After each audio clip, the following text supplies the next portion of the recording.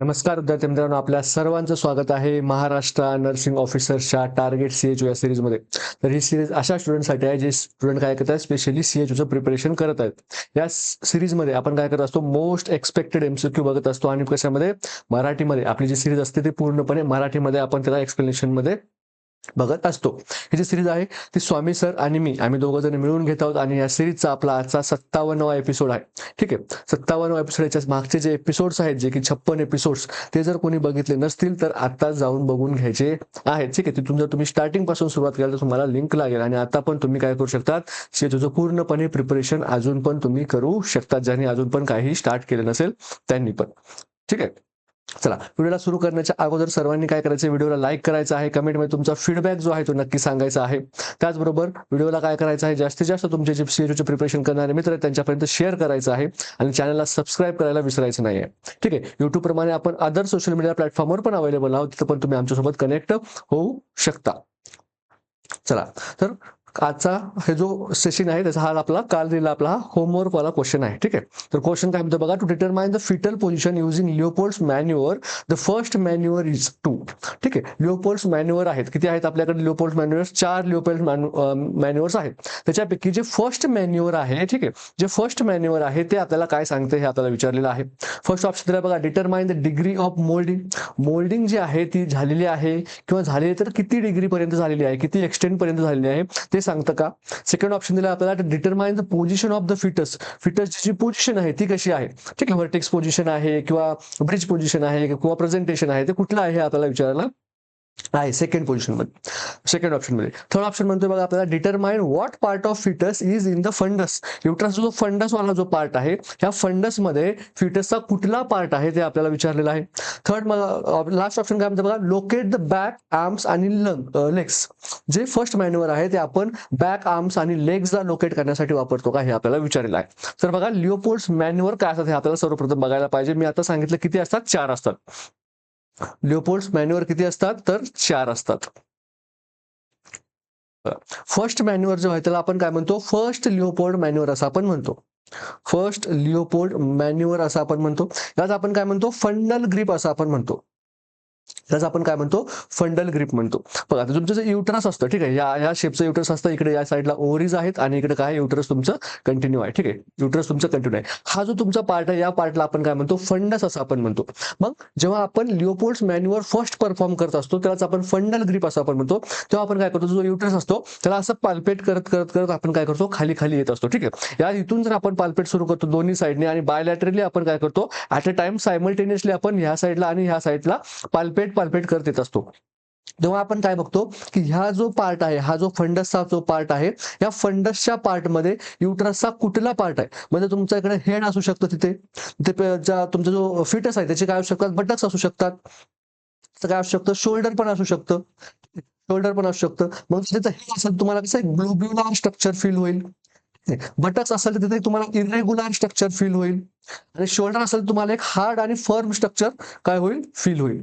Hard आणि firm structure जे आहे तुम्हाला फील होईल. मग हे आपल्याला कधी समजतं, फर्स्ट लिओपोल्ड मॅन्युअर परफॉर्म करतो तेव्हा. ठीक आहे, हे जे लिओपोल्ड मॅन्युअर आपण कधी करतो, हे आपण अँटीनॅटल चेकअप, ठीक आहे, अँटीनॅटल चेकअप जेव्हा आपण करतो मदरचं, तेव्हा आपण बघतो, किंवा अँटीनॅटल पाल्पेशन जेव्हा आपण करतो तेव्हा आपण लिओपोल्ड मॅन्युअर्स परफॉर्म करत असतो आणि आपण चारीच्या चारी मॅन्युअर परफॉर्म करतो.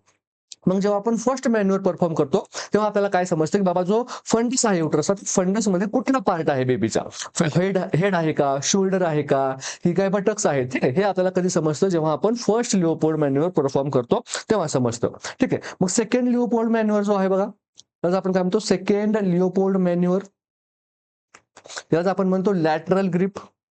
याचा आपण काय म्हणतो, लॅटरल ग्रिप म्हणतो. याचा आपण काय म्हणतो, अम्बिलिकल ग्रिप म्हणतो.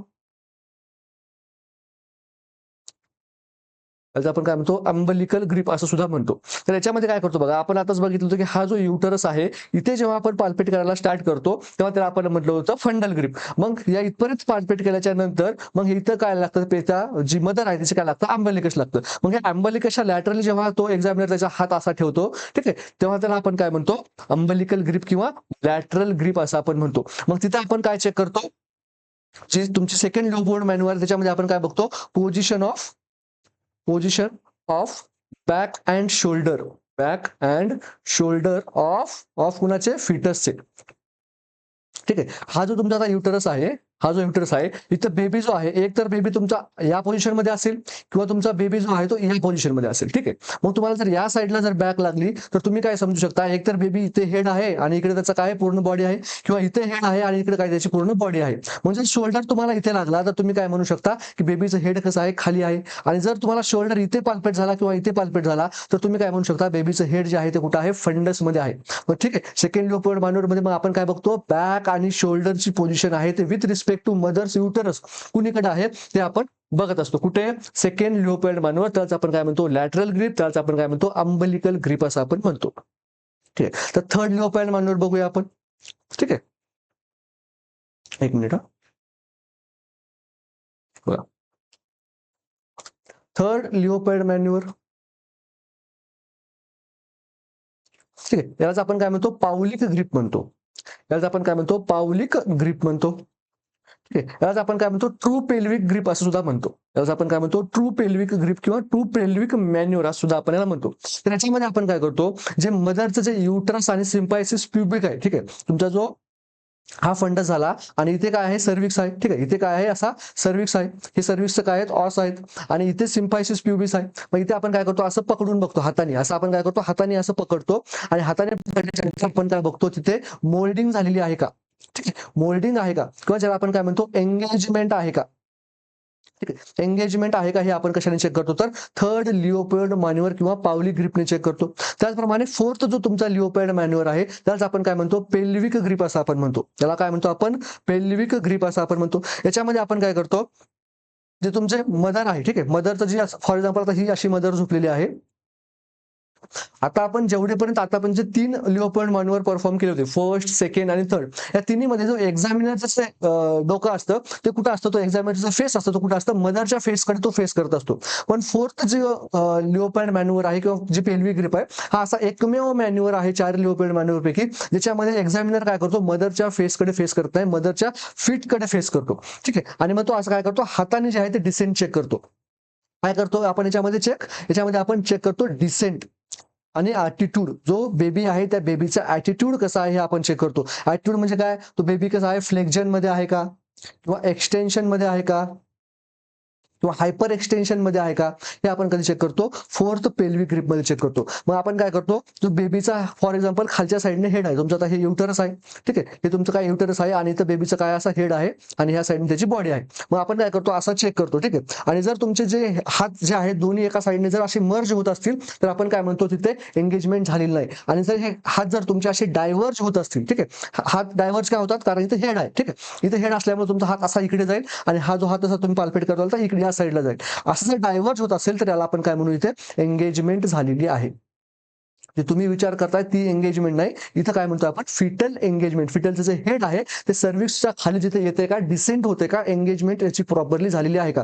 एंगेजमेंट झालं तरच हे डायव्हर्जन होतं. डायव्हर्जन झालं याचा अर्थ काय, डिसेंट जे आहे तो बेबीचा स्टार्ट झालेला आहे. हे कुठं आपण कधी चेक करतो, तर हे लिओपोल्ड मॅन्युअर मध्ये फर्स्ट, सेकंड, थर्ड आणि फोर्थ असे 4 मॅन्युअर्स मी तुम्हाला सांगितले. फर्स्ट मॅन्युअर मध्ये जे आहे ते आपण काय चेक करतो, बेबीच्या फंडस मध्ये कुठला पार्ट आहे ते. सेकंड मॅन्युअर मध्ये आपण काय चेक करतो, बेबीचे जे लॅटरल ग्रिप आहे त्या लॅटरल पार्ट मध्ये म्हणजे अंबलिकेच्या लॅटरल साईडला बेबीचा कुठला पार्ट आहे, बॅक आहे का शोल्डर आहे, हे आपण चेक करत असतो. त्यानंतर थर्ड लिओपोल्ड मॅन्युअर ज्याला आपण पावलिक ग्रिप म्हणते, याच्यामध्ये आपण एंगेजमेंट चेक करतो. आणि फोर्थ लिओपोल्ड मॅन्युअर जो आहे त्याला आपण पेल्विक ग्रिप म्हणतो. त्याच्यामध्ये आपण काय चेक करतो, मोल्डिंग झालेली आहे का, ऍटिट्यूड कसा आहे बेबीचा आणि डिसेंट आहे का, हे कशामध्ये चेक करतो आपण, पेल्विक ग्रिप मध्ये चेक करतो. तर बघा आपल्याला क्वेश्चन मध्ये काय विचारलं होतं, आपल्याला क्वेश्चन मध्ये विचारलं होतं की फर्स्ट लिओपोल्ड मॅन्युअर काय करतो. बघा डिग्री ऑफ मोल्डिंग कोण चेक करतं, आपलं हे थर्ड वाला चेक करतो. ठीक आहे. डिग्री ऑफ मोल्डिंग कोण करतो, थर्ड मॅन्युअर चेक करतो. म्हणून इथे काय लिहिणार आपण, हा कुणाचं काम आहे, हे थर्डचं आहे. Determine the position of the fetus, हे कोण करतं, आपलं सेकंड, किंवा याला आपण काय म्हटलं होतं, लॅटरल किंवा अंबलिकल जी ग्रिप आहे ते करतं. म्हणजे बेबीचे बॅक कुठं आहे, बेबीचं जे काय म्हणतात शोल्डर्स कुठं आहे हे आपण बघतो. त्यानंतर थर्ड ऑप्शन बघा, determine the what part of fundus is in the fetus, हे कुठं फर्स्ट लिओपोल्ड मॅन्युअर मध्ये होतं. त्यानंतर लास्ट बघा काय म्हणतं, लोकेट बॅक आर्म्स आणि लेग्स, बॅक आर्म आणि लेग हे पण कोण चेक करतं, तर आपलं सेकंड मध्ये. ठीक आहे. म्हणून ऑप्शन सी काय असणार इथे आपला करेक्ट आन्सर जे आहे ते असणार आहे. तर नेक्स्ट क्वेश्चन बघूया. During the vaccination drive, a male patient asked the preceding doctor if the recommended vaccine can lead to the impotency. What type of barrier will the doctor be addressing? ठीक आहे, काय लागला होता, वॅक्सिनेशनचा camp लागला होता. ठीक आहे, तिथे एक वॅक्सिनेशनचा कॅम्प लागला होता आणि तिथे काय होते, एक डॉक्टर साहेब होते जे की काय करत होते, या वॅक्सिनच्या कॅम्पला काय करत होते, लीड करत होते. आणि मग तिथं काय झालं, एक पेशंट आला आणि तो एक पेशंट जो आहे किंवा तो एक वॅक्सिनचा जो लाभार्थी म्हणू शकतो आपण, तो आला आणि डॉक्टरांना काय म्हटलं की ही जर वॅक्सिन मी घेतली तर मला काय होईल, इम्पोर्टन्सी येईल, मला इनफर्टिलिटी येईल.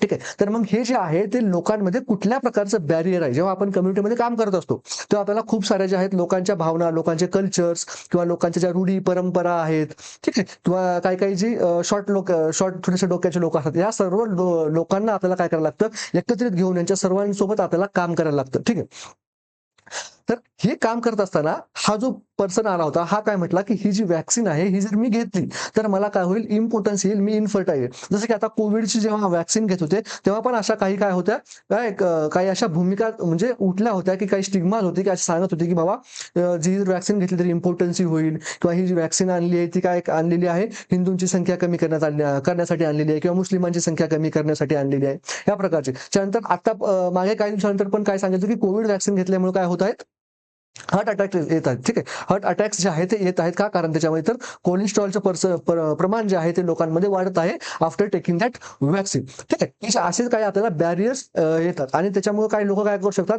रिफ्यूज करू शकतात की मी ही वॅक्सिन जी आहे ती घेणार नाही. पण ती जे वॅक्सिनेशन ड्राईव्ह जे आहे ते कधी सक्सेसफुल होते, तर त्याच्या कम्युनिटीमध्ये आहेत सर्व लोकांनी जर वॅक्सिनेट झालं तरच ती काय होणार होते, ती आपली जी वॅक्सिनेशन ड्राईव्ह असते ती सक्सेसफुल होते. नाहीतर काय होणार, तुम्ही इथे जरी 50 लोकांना जरी फॉर एक्झाम्पल तुम्ही काय केलं, वॅक्सिनेट केलं आणि बाकीचे 200 लोक जे आहेत त्यांनी काय केलं, रिफ्यूज केलं, तर ह्या 50 लोकांना त्याचा फायदा होत नाही. का, कारण त्याच्यामध्ये आपल्याकडे एक कम्युनिटी अक्वायर्ड जे काही असतात, कॅरेक्टरिस्टिक्स असतात जे की काही कम्युनिटी अक्वायर्ड पण असतात. ठीक आहे, त्यामुळे फक्त आपण हेल्दी राहून चालत नाही, तर दुसरी पण जर आपल्या बाजूचे जर हेल्दी असतील तर त्यांच्यापासून आपल्याला परत आजार येणार नाहीत. ठीक आहे, तर असे जे बॅरियर्स आहेत ते आपल्याला ओव्हरकम करणं गरजेचं असतं. तर आपल्याला कुठली बॅरियर येऊ शकतो बघा, फिजिकल बॅरियर्स. तर फिजिकल बॅरियर म्हणजे काय, तर तुम्ही ज्या ठिकाणी कॅम्पला जाणार आहे, ठीक आहे, तुम्ही ज्या ठिकाणी कॅम्पला जाणार, त्या कॅम्पला जाताना तुम्हाला खूप मोठी काय आहे तिथं नदी पार करून जावी लागणार आहे. मग हे काय झालं, तुमचा फिजिकल बॅरियर झाला. त्यानंतर एक एन्व्हायरमेंटल बॅरियर, म्हणजे तुम्ही कॅम्पला जाता आणि काय झालं, खूप मोठा पाऊस आला किंवा काही खूप मोठं चक्रीवादळ आलं, हे काय झालं, तुमचं एन्व्हायरमेंटल बॅरियर झालं. त्यानंतर फिजिओलॉजिकल बॅरियर, म्हणजे एखादा पर्सन आहे त्याला काही फिजिओलॉजिकल कंडिशन्स आहेत, त्याच्यामुळे तो काय करू शकत नाही, ती वॅक्सिन घेऊ शकत नाही. म्हणजे काय झालं, ते फिजिओलॉजिकल बॅरियर झाले. आणि कल्चरल बॅरियर म्हणजे काय, लोकांच्या रूढी परंपरा मध्ये येतात. ठीक आहे, काही ज्या कम्युनिटीज असतात त्यांना काय करायचं, आपल्याकडे अजून पण काही कम्युनिटीज जे काय करत नाहीत, ब्लड ट्रान्सफ्युजन करून घेतात, म्हणजे त्यांचा पेशंट अक्षरशः मरतोय, अॅनिमिया आहे, पेशंटचा HB जो आहे तो 2.2 आहे, 2.3 आहे, 3 आहे. ठीक आहे, एवढा HB कमी आहे आणि जर तुम्ही त्यांना म्हटले बाबा तुम्हाला ब्लड ट्रान्सफ्युजनची सक्त गरज आहे, तर ती लोक काय म्हणतात, ब्लड ट्रान्सफ्युजन आम्हाला करायचं नाही, सरळ रिफ्यूज करून टाकतात. तर हे काय असतात, काही कल्चरल बॅरियर्स पण येतात. तर हा जो इम्पोर्टन्सी वाला पार्ट आहे, त्यांच्या मनामध्ये कोणतरी सांगून ठेवलं असतं की बाबा जर आपण काय केलं, कुठली फॉरेन बॉडी जर आपल्या बॉडीमध्ये इंजेक्ट करून घेतली तर आपल्याला काय होतं, इम्पोर्टन्सी होतं, कुठला तरी देव नाराज होतो, कुठेतरी देवी कोपते. ठीक आहे, ह्यासारखे जेव्हा विचार सरणी जेव्हा आपल्याला हँडल करायचे असते तेव्हा त्याला आपण काय म्हणतो, कल्चरल बॅरियर असं आपण म्हणतो. ठीक आहे, त्याचा आन्सर काय असणार आहे, डी जे आहे ते करेक्ट आन्सर असणार आहे. नेक्स्ट क्वेश्चन बघूया. Haemolytic disease of the newborn is diagnosed with HDN जो आहे त्याचा आपण काय म्हणतो, haemolytic disease of newborn diagnose कसा करायचा बघा. HDN कधी होतो, जर एखादी फिमेल जर आहे तिचा जो ब्लड ग्रुप आहे तो निगेटिव्ह असेल तर, आणि त्या जो हस्बंड आहे त्याची जर ब्लड ग्रुप काय असेल तर पॉझिटिव्ह असेल तर. ठीक आहे, किंवा यालाच आपण काय म्हणू शकतो, मदर जर निगेटिव्ह आहे आणि तिच्या जो युट्रसमध्ये फिटस वाढतोय तो फिटस जर पॉझिटिव्ह असेल तर त्या फिटसला जो आहे तो काय होतो, HDN होतो, हिमोलायटिक डिसीज ऑफ न्यूबॉर्न होतो. कुठल्या फिटसला होतो, फर्स्ट फिटसला होतो का, फर्स्टला होत नाही, कधी होतो, सेकंडला होतो. फर्स्टला का होत आहे, कारण तेव्हा अँटीबॉडीज तयार नसतात. मग हा फर्स्ट काय करतो, त्याचं पॉझिटिव्ह ब्लड थोडंसं मदरमध्ये देऊन जातो. हे काय करतं, एका अँटीजन सारखं काम करतं. मग मदर काय करते, त्यासाठी अँटीबॉडी बनवते. ठीक आहे, अँटीबॉडी बनवते. आता हा तर बाहेर निघून गेला. ठीक आहे, हा जो फर्स्ट वाला होता हा तर निघून गेला, पण आता राहिला कोण, हा जो सेकंड जातो, जो नवीन अपकमिंग बेबी, कधी ना कधीतरी ती मदर काय होणार आहे, सेकंड चान्स घेणार आहे. आणि जेव्हा ते सेकंड टाइम प्रेग्नेंट राहील तेव्हा हा जर बेबी आता याचं जर परत पॉझिटिव्ह असेल, याचं जर परत जे आहे ते ब्लड ग्रुप पॉझिटिव्ह असेल, तर आता या मदरकडे काय आहेत, रेडीमेड अँटीबॉडीज आहेत. आणि आपली इम्युनिटी जी आहे, आपली जी डिफेन्स सिस्टीम आहे, आपल्या डिफेन्स सिस्टीम मध्ये एक कॅरेक्टरिस्टिक फीचर एवढं चांगलं आहे ते म्हणजे मेमरी. आपली बॉडी जी आहे ती काय ठेवते, मेमरी ठेवते. त्या बॉडीमध्ये कधीही जर दुश्मन आला असेल तुम्ही जन्मल्यापासून मरेपर्यंत तुमच्या बॉडीमध्ये कधी एखादा दुश्मन आला असेल तर तुमची बॉडी त्या दुश्मनाचं जे नाव, गाव, पत्ता सगळं लक्षात ठेवते आणि जेव्हा तो परत येतो तेव्हा त्याला पूर्ण ताकदीनिशी मारण्याचं काम कोण करतं? आपली बॉडीचं डिफेन्स सिस्टीम करतं. आणि हे कशामुळे करू शकतं? तर ते करू शकतं तर मेमोरी टी सेल्समुळे. त्याला आपण काय म्हणतो? मेमोरी टी सेल्स मध्ये करू शकतो. म्हणून आपण काय म्हणतो? त्याला आपल्या बॉडीमध्ये आपल्या डिफेन्स मेकॅनिझम मध्ये काय असतं? मेमोरी असते. मग आता हा तर निघून गेला होता, हा फर्स्ट वाला हा तर निघून गेला, पण जाता जाता हा काय करून गेला? थोडंसं ब्लड देऊन गेला. हे ब्लड अँटीजन सारखं काम केलं आणि मदरने काय केलं? त्यासाठी अँटीबॉडी बनवल्या. आता ह्या अँटीबॉडी काय करणार? ह्या सेकंडला मारण्याचं काम करणार. का? कारण त्याला त्यांनी काय केलं? ऍज अ अँटीजन आयडेंटिफाय केले. कुठला? त्या सेकंड प्रेग्नन्सीच्या फिटसला काय आयडेंटिफाय केले? ऍज अ अँटीजन आयडेंटिफाय केले. आता अँटीजन आणि अँटीबॉडी यांची जेव्हा रिएक्शन होणार तेव्हा धमाके होणार. आणि हा जो धमाका आहे या धमाक्यालाच आपण काय म्हणतो? हिमोलायटिक डिसीज ऑफ न्यूबॉर्न किंवा इरिथ्रोब्लास्टोसिस फिटॅलिस असं आपण याला म्हणत असतो. मग हे जे इरिथ्रोब्लास्टोसिस फिटॅलिस आहे किंवा हे जे हिमोलायटिक डिसीज ऑफ न्यूबॉर्न आहे हे आपण कसं डायग्नोज करतो हे आपल्याला विचारलं आहे. फर्स्ट ऑप्शन सांगितलं आपल्याला अम्निओसेंटेसिस. बघा, अम्निओसेंटेसिस मध्ये आपण काय करतो? अम्निओसेंटेसिस मध्ये आपण काय करतो? जे अम्निओटिक फ्लुइड आहे, हे जे अम्निओटिक फ्लुइड आहे हे आपण काय करतो? एका इन्व्हॅजिव्ह प्रोसिजरद्वारे. कुठली प्रोसिजर? इन्व्हॅजिव्ह प्रोसिजर. कुठल्या असतात? एक तर इन्व्हॅजिव्ह असते किंवा एक नॉन इन्व्हॅजिव्ह असते. इन्व्हॅजिव्ह म्हणजे काय? जेव्हा आपण कुठल्याही जे आहे ते एखादं म्हणजे तोडतो, फोडतो, चिरफाड करतो याला आपण काय म्हणतो? इन्व्हॅजिव्ह म्हणतो. सगळ्यात सोप्या भाषेमध्ये, ठीक आहे. आणि नॉन इन्व्हॅजिव्ह म्हणजे काय? आपण काय करत नाही, कुठल्याही आपल्या बॉडीला कट देत नाहीये किंवा कुठल्याही बॉडीला आपण पंक्चर करत नाही, याला आपण काय म्हणतो? नॉन इन्व्हॅजिव्ह प्रोसिजर म्हणतो. इन्व्हॅजिव्ह प्रोसिजर आहे कुठली? अम्निओटिक फ्लुइड. आपण काय करतो? एक निडल टाकतो, अम्निओटिक फ्लुइड ऍस्पिरेट करतो आणि त्याचं काय करतो? अनालिसिस करतो, त्याला लॅबमध्ये पाठवतो आणि त्याची जे आहे ते अनालिसिस करतो. याला आपण काय म्हणतो? अम्निओसेंटेसिस असं आपण म्हणतो. तर अम्निओसेंटेसिस आपण एचडीएन मध्ये करतो का? तर एचडीएन मध्ये आपण करत नाही. त्यानंतर आहे बघा इनडायरेक्ट कुम्स टेस्ट. इनडायरेक्ट कुम्स टेस्ट मध्ये आपण काय करतो? बघा, जी मदर आहे, ठीक आहे, मदर आहे, मदरच्या ज्या सिरम आहे, मदरच्या सिरम मधल्या मदरच्या सिरम मधल्या फ्री अँटीबॉडीज, ज्या फ्री काही अँटीबॉडीज असतील त्या आपण जेव्हा चेक करतो तेव्हा आपण त्याला काय म्हणतो? डायरेक्ट कुम टेस्ट म्हणतो. आणि इनडायरेक्ट कुम टेस्ट म्हणतो. आणि जेव्हा आपण डायरेक्ट कुम टेस्ट बद्दल बोलतो तेव्हा आपण काय करतो? डायरेक्ट फिटसचं ब्लड सॅम्पल घेतो आणि त्याच्यामध्ये फिटसमध्ये जे अँटीजन आणि अँटीबॉडी ह्या दोघांचा जो कॉम्प्लेक्स आहे हे जेव्हा आपण स्टडी करतो त्याला आपण काय म्हणतो? डायरेक्ट कुम टेस्ट असं आपण याला म्हणतो. ठीक आहे. इनडायरेक्ट मध्ये समजलं. इनडायरेक्ट मध्ये आपण काय करतो? फक्त आणि फक्त मदरचं सॅम्पल घेतो, आपण फिटसचं सॅम्पल घेत नाही. याच्यामध्ये आपल्याला फक्त अँटीबॉडी बघायला मिळतात ज्या की फ्री असतात, त्याच्यामध्ये कुठल्याही प्रकारचे अँटीजन अँटीबॉडी कॉम्प्लेक्सेस तयार झालेले नसतात. पण जेव्हा आपण न्यूबॉर्नची गोष्ट करतो, जेव्हा आपल्याला न्यूबॉर्न, कारण याच्यामध्ये क्वेश्चन मध्ये दिले बघा काय विचारले आपल्याला? हिमोलॉटिक डिसीज ऑफ न्यूबॉर्नचा हिमोलॉटिक डिसीज जर आपल्याला आयडेंटिफाय करायचा असेल तर आपल्याला कुठली टेस्ट करायला लागते? तर आपल्याला डायरेक्ट कुम टेस्ट करायला लागते का? हो. का? कारण त्याच्यामध्ये डायरेक्टली आपण काय करतो? फिटलचं ब्लड घेतो आणि त्याच्यामध्ये आपण अँटीजन आणि अँटीबॉडीचे जे कॉम्प्लेक्सेस आहेत त्याचा आपण अनालिसिस करतो, त्याचा आपण असेसमेंट करतो आणि त्याच्यानंतर आपण काय करत असतो? जे रिझल्ट आहे ते आपण देत असतो. मग डायरेक्ट होम टेस्ट आपण याच्यामध्ये यूज करतो. प्लाझ्मा फेरेसिस बघा लास्टचा ऑप्शन म्हणतोय. तर प्लाझ्मा फेरेसिस ही कुठलीही इन्व्हेस्टिगेशन प्रोसेस नाही, ही काय आहे? एक ट्रीटमेंट मोडॅलिटी आहे. याच्यामध्ये आपण काय करतो? एखाद्याला जर कुठला तरी डिसीज आहे, फॉर एक्झाम्पल एखाद्याला ऑटो इम्युन डिसीज आहे आणि हा ऑटो इम्युन डिसीज नंतर ज्यामध्ये काय झालं? खूप साऱ्या अँटीबॉडीज तयार झाल्या आहेत आणि ह्या अँटीबॉडीजला आपण प्लाझ्मा फोरेसिसच्या प्रक्रियेद्वारे बाहेर काढू शकतो. ही जी आहे ते आपण जीपीएस मध्ये यूज करतो. ठीक आहे. मोस्ट कॉमनली कशामध्ये यूज करतो? आपण जीपीएस ह्या डिसीज मध्ये जे आपण प्लाझ्मा फेरेसिस यूज करतो. ठीक आहे. तर याच्यामध्ये आन्सर काय असणार आहे? डायरेक्ट कुम टेस्ट असणार आहे. कुणामध्ये जे यूज करतो आपण? हिमोलायटिक डिसीज ऑफ न्यूबॉर्न मध्ये. हिमोलायटिक डिसीज ऑफ न्यूबॉर्न कधी होतो? जर मदरचं ब्लड ग्रुप जे आहे ते निगेटिव्ह असेल, फादर किंवा फिटस यांचं जर पॉझिटिव्ह असेल तर. फर्स्ट ग्रुप बेबीला काही प्रॉब्लेम होतो का? फर्स्ट बेबीला प्रॉब्लेम होत नाही. प्रॉब्लेम कुणाला होते? जी सबसिक्वेंट प्रेग्नन्सी असते, म्हणजे सेकंड थर्ड ज्या प्रेग्नन्सी असतात त्यांना त्याचा प्रॉब्लेम होतो. का? कारण तेव्हा तिथे अँटीबॉडीज तयार असतात. आपल्या बॉडीमध्ये मेमोरी टी सेल नावाचे सेल असतात जे की सगळ्याच्या जन्मापासून तुमच्या मरणापर्यंत तुम्हाला आतापर्यंत जेवढे आजार झाले होते त्या सर्व आजारांच्या अँटीबॉडी कशा बनल्या होत्या, त्यांचं नाव काय होतं, गाव काय होतं, कुणाच्या काय विकनेसेस होत्या, हे सगळं लक्षात ठेवण्याचं काम कोण करतं? तुम्ही आपली बॉडी डिफेन्स सिस्टीम करते. ठीक आहे. याच आपण काय म्हणतो? आपली बॉडी जी आहे डिफेन्स सिस्टीम काय करते? मेमोरी कॅरी करते असं आपण त्याला म्हणतो. आणि हे मेमोरी कॅरी करण्याचं काम कोण करतं? तर मेमोरी टी सेल्स करतात. ठीक आहे. तर याचा आन्सर काय असणार आहे? या क्वेश्चनचं सी जे आहे त्याचं करेक्ट आन्सर असणार आहे. नेक्स्ट क्वेश्चन बघूया. Moon face with central obesity noted in. ठीक आहे. Moon face with central obesity कशामध्ये होते? ऍडिसन डिसीज मध्ये होते का? कुशिंग डिसीज मध्ये होते का? डाऊन सिंड्रोम मध्ये होते का? टर्नर सिंड्रोम मध्ये होते? हे आपल्याला विचारलेलं आहे. ठीक आहे. तर बघा, ऍडिसन आणि कुशिंग हे दोन जे डिसीज आहेत ना ते एकमेकांच्या अपोजिट आहेत. ऍडिसन डिसीज आणि कुशिंग डिसीज.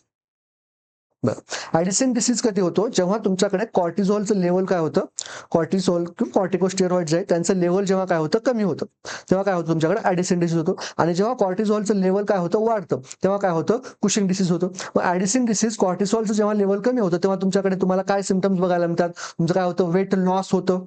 ठीक आहे. त्याच्यानंतर बॉडीमध्ये तुम्हाला वीकनेस जाणवते, त्यानंतर हायपोटेन्शन जाणवतो, हायपोटेन्शन जाणवतो. हे कशामध्ये बघायला मिळतं आपल्याला? ऍडिसन्स मध्ये बघायला मिळतं.